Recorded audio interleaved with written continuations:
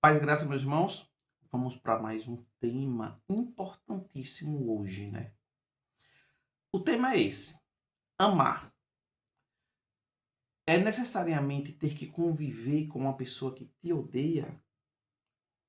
Amar é isso? Quando a Bíblia indica que é para a gente amar os nossos inimigos, ela está indicando que a gente temos que conviver com essa pessoa lado a lado? Eu acredito que não.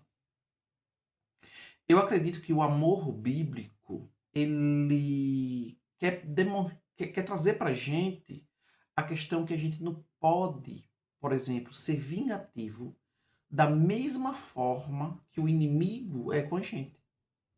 E a gente não trazer, a gente não ter essa mesma percepção que eles têm. Porque quando o mandamento diz assim, amai os vossos inimigos, que se encontra no livro de Mateus, no seu capítulo 5, verso 44, é interessante que ele fala 4 características para a gente amar aquelas pessoas que são rudes. Então ele diz assim: eu, porém, vos digo, amai os vossos inimigos. É uma característica que é bastante profunda, porque inimigo, nesse contexto do Neotestamento Testamento, era inimigo mesmo, que atentava até contra a sua vida, contra a vida da sua família. E quando atentava, era atentando a sua vida a respeito realmente da morte. Não era só simplesmente a respeito de uma inveja, de uma perseguição. Mas a Bíblia manda a gente amar esse tipo de pessoa. Bendizei aos que vos maldizem. Repare, eu tenho que dizer bem, falar bem de quem anda falando mal de mim. Fazei bem aos que vos odeia. O cara me odeia. Quem já viveu uma vida de ódio sabe do que eu estou falando. O ódio, ele é uma máscara aonde parece que não existe mais ninguém no mundo, só essa pessoa que você está odiando. Então, a Bíblia pede para que eu faça bem a esse tipo de pessoa. E uma outra característica que aparece também aqui nesse mesmo versículo é orar pelos que vos maltrata e vos persegue. Então, a perícope que se fala sobre a gente amar os nossos inimigos, ela é estabelecida aqui. Agora, o que é que o texto não quer dizer? Porque veja só, quando a Bíblia fala para a gente amar os nossos inimigos, não é necessariamente a gente andar com eles. É um exemplo. Se você estiver numa floresta e vê um lobo selvagem em uma armadilha que está matando ele, você, por amor, entendeu? Pelo seu sentimento, você vai tentar soltar aquele animal dali. Mas a reação daquele animal, mesmo que você tente soltar, ou seja um lobo, ou seja uma onça, ou seja um leão, é querer ele atacar depois, mesmo você ajudando ele. Então a questão do amor é de você não querer um mal de forma nenhuma para essas pessoas que são inimigos, que maldizem você, que maltrata, que persegue. É esse sentido que a Bíblia fala. Quando a gente pegamos a questão da lei, né? Quando você bota aqui em Levítico, no seu capítulo 19, no verso 17, existe mais uma explicação a respeito dessa questão. A Bíblia diz assim: não odiarás a teu irmão no teu coração. Tá vendo? O amor é para a gente não ter o mesmo sentimento. O amor bíblico é para que a gente não tenha o mesmo sentimento no coração que o nosso irmão ou o nosso inimigo tem pela gente. Então, ela fala aqui: não odiarás a teu irmão no coração, não deixará de repreender o teu próximo, por causa dele não sofrerá pecados. Não te vingarás, nem guardarás ira contra os filhos do teu povo. Então, é mais uma questão de a gente não dar a mesma medida que eles nos dão. Seria mais ou menos assim. A Bíblia nos ensina outro tipo de proposta. Ela diz assim: olha, se o animal do teu inimigo tiver caído no buraco, vá lá e tire. Entendeu? Como eu sei que eu perdoei alguém? Como eu sei que eu amo um inimigo? É quando as características da vida dessa pessoa, ela não afeta o meu cristianismo, a minha paz, o meu coração com Deus, entendeu? Você imagine você pegar seu carro e às 3 horas da manhã ir passando por uma pessoa que lhe fez só mal na vida. E ele está precisando de uma ajuda porque o carro dele está quebrado, 3 horas da manhã, 2 horas da manhã. Então a questão do mandamento é que você pare, você o ajude, você estenda a mão, mas não necessariamente você ande com ele. E aí, você pode até falar para mim, mas irmão, e a Bíblia fala mais sobre esses tipos de questões? De amor e não andar? Sim. Apóstolo Paulo, ele de uma certa forma, ele sistematizou essa questão. E essa questão dessa sistematização ela é importante. Por quê? Quando nós pegamos o livro de Romanos, no seu capítulo 16, apóstolo Paulo já vai nos ensinando a como a gente lida com pessoas difíceis. Então, no capítulo 16 de Romanos, no versículo 17, já tem um ensinamento que é bastante interessante. E diz assim: Rogo-vos, irmãos, que noteis que promove dissensões e escândalo contra a doutrina que aprendeste. Desviai-vos deles. Mas é para deixar de amá-los? De forma nenhuma. Não é porque você vai ter um afastamento de uma pessoa que não crê no que você crê, que não crê na doutrina que você professa, nos princípios que você tem. A Bíblia está dizendo assim, você tem que se desviar dessas pessoas, senão essa pessoa vai lhe trazer o mal. A realidade seria essa. Mas você não pode deixar de amá-lo. Porque o amor, ele, mais uma vez, ele tem a ver com a questão de não se vingar ou fazer da mesma forma que essas pessoas fazem conosco. O amor bíblico, ele significa isso. É um amor incondicional.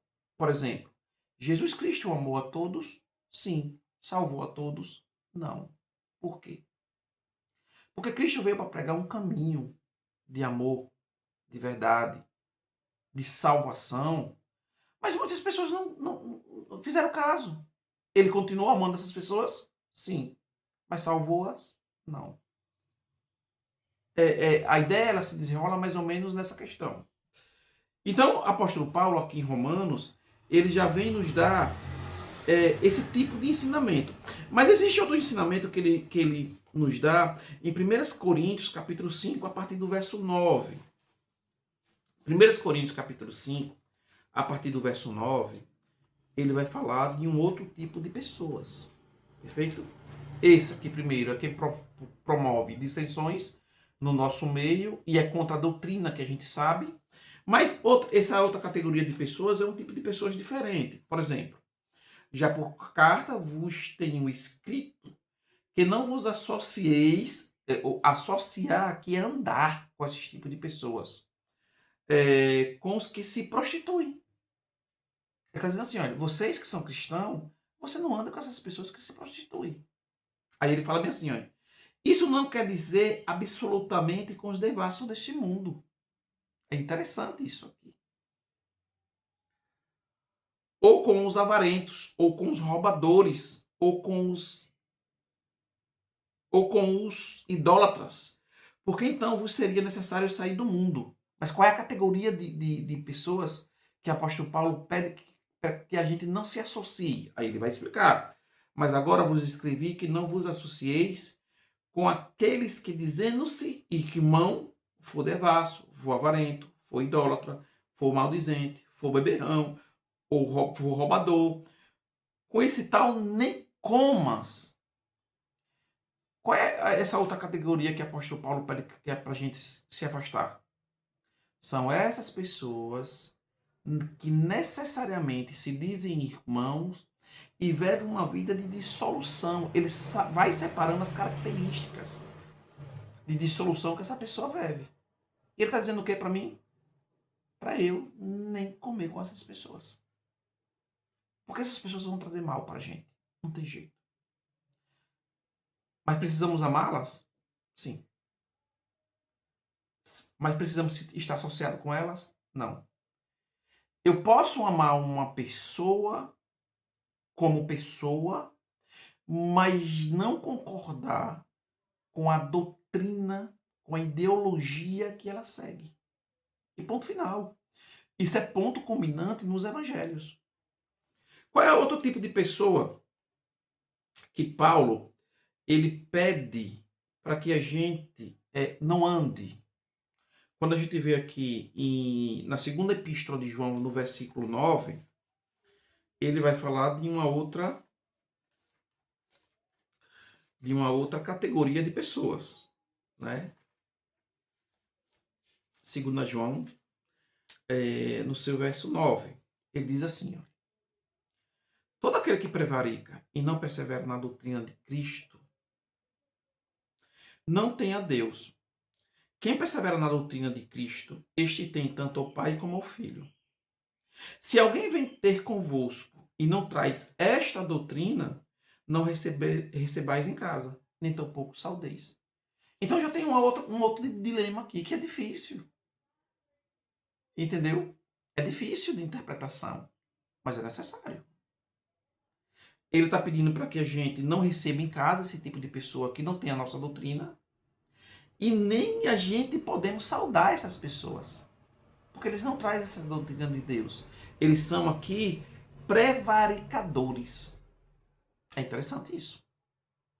E aí, apóstolo Paulo, ele vai falar de mais uma categoria de irmãos agora. 2 Tessalonicenses capítulo 3, a partir do verso 6, ele vai falar de mais uma categoria de pessoas que essa daqui é interessante. 2 Tessalonicenses, deixa eu encontrar aqui,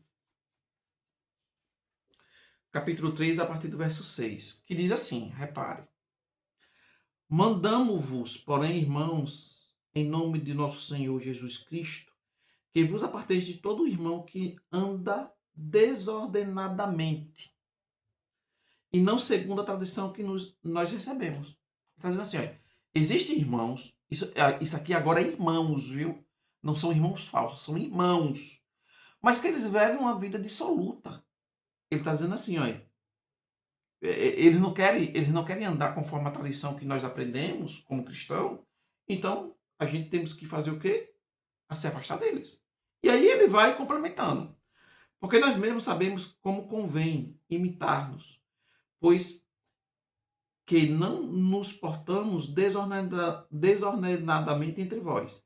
Nem de graça comamos o pão do homem algum, mas com trabalho e fadiga trabalhamos noite e dia para não sermos pesados a algum de vós. E aí a gente vai descobrindo mais ou menos qual é a categoria de irmãos que Paulo não quer que a gente também se associe. É o irmão preguiçoso.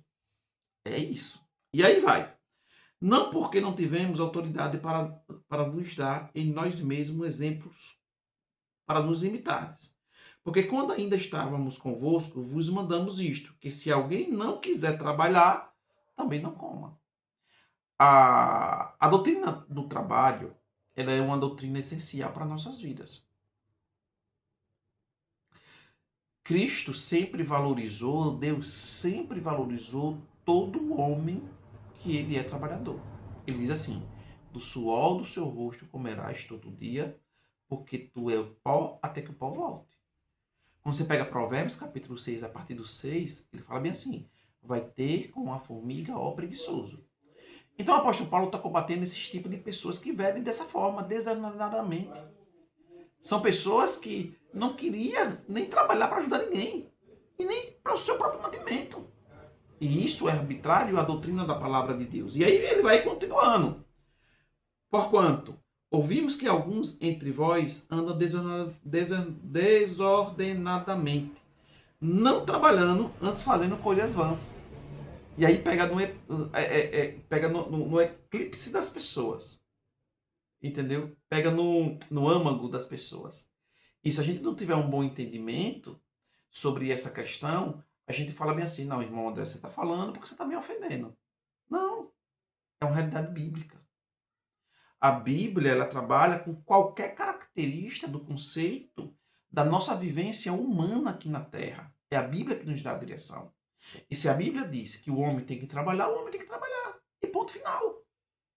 Então, existe até nisso, a Bíblia está dizendo assim, não ande com irmãos que são preguiçosos, que não queiram trabalhar, que andam na sua vida desordenada. Aí ele vai terminar essa questão também. Porque a esses tais, porém, mandamos e exortamos por nosso Senhor Jesus Cristo, que trabalhando com sossego, como o seu próprio pão. Esse é o dilema da nossa vida. É a gente viver e comer dos nossos próprios esforços. Aí diz assim, e vós, irmãos, não vos canseis de fazer o bem. Perfeito.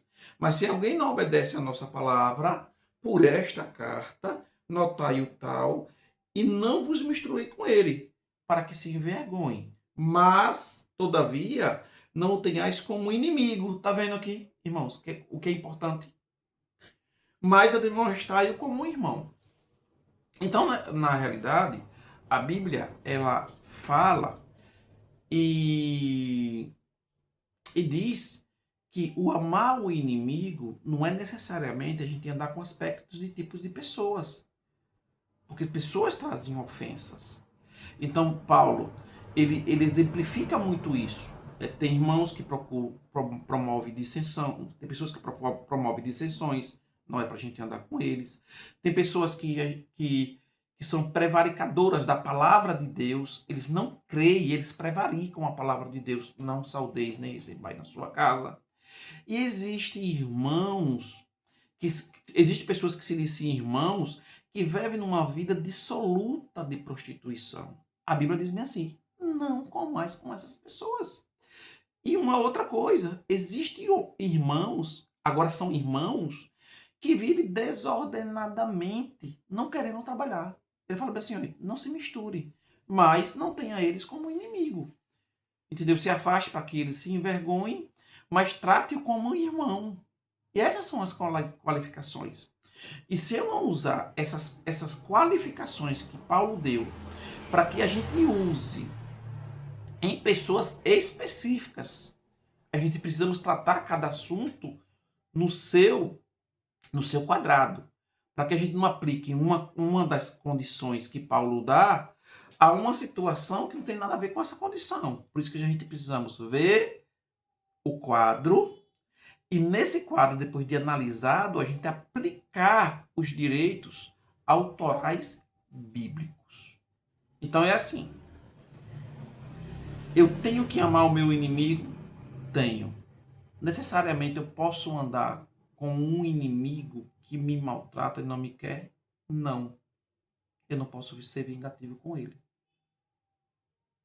Ah, irmão, e para saber se eu perdoei? É só você observar a ofensa que ele fez a você e se essa ofensa está doendo ainda em você. Se tiver, você ainda não perdoou. Seria mais ou menos aí essas especificações para a gente lidar com essas situações que são muitas e são adversas. Que Deus abençoe e fica na paz cada um de vocês.